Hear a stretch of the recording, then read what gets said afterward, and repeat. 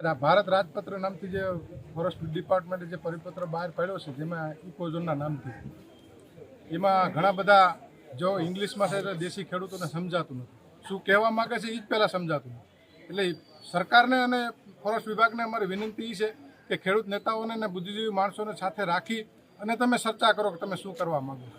આજની તારીખે પણ ફોરેસ્ટના જે કાયદા છે એટલા બધા જટિલ છે. હું તમને હમણાંની જ વાત કરું છું કે તમારા ગામની અંદર આવીને મારણ કરી જાય હાવજ અને અધૂરું છોડીને જાય તો પણ એ એમ કહેશે કે અમારો પરિપત્ર છે, અમારે એ ઉપાડવાનું ન હોય. માનવ વસ્તીની અંદર આરોગ્યને નુકસાન કરતો હોય, દુર્ગંધ મારતું હોય તો એ ઉપાડવાની તૈયારી એની લોકો. હમણાંની હું તમને છેલ્લા 4 દિવસ પહેલાંની વાત કરું તો આટલા બધા જો જટિલ કાયદા હોય અને એમાંય જો હજી આ ઇકોઝોન આવશે તો અહીંના ખેડૂતોને રહેવું કઈ રીતે? જંગલી ભૂંડ અને રોજ બેફામ નુકસાન કરે, એનું કોઈ પણ પ્રકારનું વળતર એ લોકો આપતા નથી. હમણાં પણ અમારે એની ફોરેસ્ટ વિભાગ ડિપાર્ટમેન્ટમાં અમારે એની ગડમથલ થઈ કે તમે કાં જંગલી નુકસાન કરી જાય એનું વળતર આપો, નહીંતર ફેન્સિંગ માટેની સહાય આપો. તો એમને કાંઈ કરવાનું નથી. આ કેસની અંદર એવું છે કે જે ઇકોઝોનમાં છે, આપણે સરકારની અને ફોરેસ્ટ ખાતાની અને વિશ્વ આખાની સમસ્યા ઊભી થઈ પર્યાવરણ અને ગ્લોબલ વોર્મિંગ. કદાચને સરકારનો એવો કે હાઈકોર્ટનો એવો આદેશ છે, આમાં એકલી સરકાર જ જવાબદાર નથી. આમાં હાઈકોર્ટે અને પ્રેશર કરાવીને આ બધું કરાવ્યું છે સરકારની ઉપરવટ જઈને. પણ સરકાર જો ધારે તો હાઈકોર્ટની અંદર જે આ નાનો ખેડૂત છે એ હાઈકોર્ટ સુધી પહોંચી શકે એવું શક્યતા નથી. એટલે અમે સરકારને એ વિનંતી કરી છે કે તમે અમારા થકી તમે ચૂંટાઈને આવ્યો છો તો તમે એવી રજૂઆત કરો સુપ્રીમ કોર્ટમાં જઈ કે આ કાયદામાં અંદર જેથી ખેડૂતને નુકસાન ન થાય. અમે સિંહને બચાવવા માગીએ છીએ. સરકારને ખબર છે અને વિશ્વને ખબર છે કે ગીરના જંગલની અંદર કેટલા સિંહો હતા અને આજે 1000 ઉપરની સંખ્યા થઈ છે. એના માટે આભારી આ વિસ્તારનો ખેડૂત છે અને નહીં કે ફોરેસ્ટ ખાતું.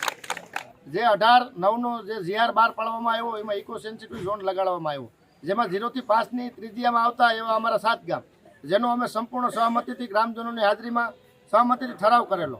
આ કાયદોનો વિરોધ શું કરવા કરીએ એ માટે અમે તમને કહીએ. આમાં 138 પેજનું જે GR છે તે ઓફિસ એસી ઓફિસની અંદર બેસી અને કાયદાઓ નક્કી કરી નાખ્યા કે ખેડૂતને કઈ પણ કાંઈ જાતની કામગીરી કરવી હોય, રસ્તાઓ ભરવા હોય, વાડીએ મકાન બનાવવા હોય, ઢોરના જે તે ગમાણો બનાવવી હોય કે એના ધારિયા બનાવવા હોય, સંપૂર્ણ મંજૂરી જંગલ ખાતાની લેવાની.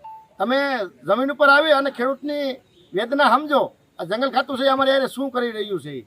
તો મિત્રો, આવો કાયદો છે એ સરકાર ઠીક છે માય બાપ કહેવાય, પણ માય બાપ છે એ આવા કાળા કાયદા જો લઈ આવતી હોય તો આનો સખ્ત અમે વિરોધ કરીએ છીએ કે આવા કાળા કાયદા છે એ ખેડૂત ઉપર ન હોવો જોઈએ. ખેડૂત છે આ દેશનો આત્મનિર્ભર છે. આ દેશની એવડી જનતાને અન્ન પૂરું પાડતી હોય, અન્નદાતા કહેવાય ખેડૂતને. અને ખેડૂત ઉપર જો આવા કાયદા લાગતી હોય તો હું મીડિયાના મિત્રોનો પણ આભાર માનું છું કે તમારી યારે હજી તો અમારા પહેલો પાયો છે, હજી અમારી શરૂઆત થઈ છે.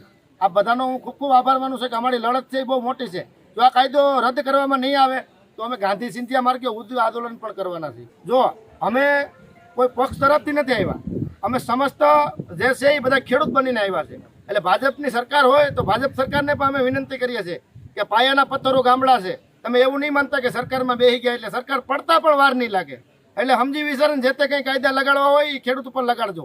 અમે ખેડૂતની સાથે છીએ, અમે કોઈ આગેવાન બની નથી આવ્યા, અમે બધા પણ ખેડૂત છીએ કે જેથી કરીને અને આવા કાળા કાયદા અમારી પર ન લાગે. અમે જે પાલનહાર છે, પ્રાણી છે, અમારા અદાય કીધું એમ અમારું નુકસાન કરી નાખે છતાં પણ અમે એને કંઈ કહેતા નથી, અમારે એની વળતર નથી જોતી. ઇકોઝોનનો કાયદો આવ્યો અને જે ખેડૂતમાં ફફડાટ આવ્યો, જે બીક આવી, જે એની અંદર જે દુઃખ આવ્યું છે એ દુઃખને વાસા આપવા માટે મીડિયાના માધ્યમથી અમે સરકાર સુધી એક સંદેશો પહોંચાડવા માગીએ છીએ કે ઇકોઝોનનો જે આ કાળો કાયદો છે એ કાયદો સરકારે ગમે તે ભોગે હટાવવો પડશે. અને આ કાયદો જો સરકાર નહીં હટાવે તો આથી વિશેષ ઉગ્ર આંદોલન પણ ખેડૂત કરશે. એનું કારણ છે કે વર્ષોથી 10-10, 15-15 પેઢીથી અમારા વડવા જંગલ ખાતાનું નુકસાન સહન કરતા આવે છે. જંગલી ભૂંડ, સિંહો, પહુ, મોરલા, જે કંઈ જંગલી જાનવર છે એ ખેડૂતને નુકસાન કરે છે. છતાં જંગલી જાનવરને કોઈ પણ જાતની હાનિ પહોંચે એવું ખેડૂતે પગલું ભર્યું નથી. એના દીકરાને મારી નાખ્યા, એની દીકરીઓને મારી નાખ્યા, એની ખેત મજૂર છે, એની વાડીએ મજૂરો હોય એ મજૂરોના બચ્ચા પણ સિંહો ઉપાડી ગયા છે. આવું ભયંકર દુઃખ ખેડૂતે આજ 10 પેઢીથી આ સહન કરે છે. અને એ જ ખેડૂત ઉપર જો આવો કાળો કાયદો લાદવામાં આવે તો સરકારે આ બાબતે થોડુંક વિચારવું જોઈએ કે આપણે શું કરી રહ્યા છીએ. અને ફોરેસ્ટ ખાતું કદાચ એમ વિચારતું હોય કે જંગલને અમે બચાવ્યું છે તો એ વાત ગલત છે.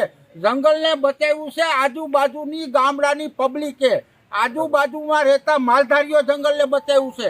જંગલને ફોરેસ્ટ ખાતા કરતાં બચાવવા માટે મોટો સિંહ ફાળો હોય તો આજુબાજુના ગામડાનો છે.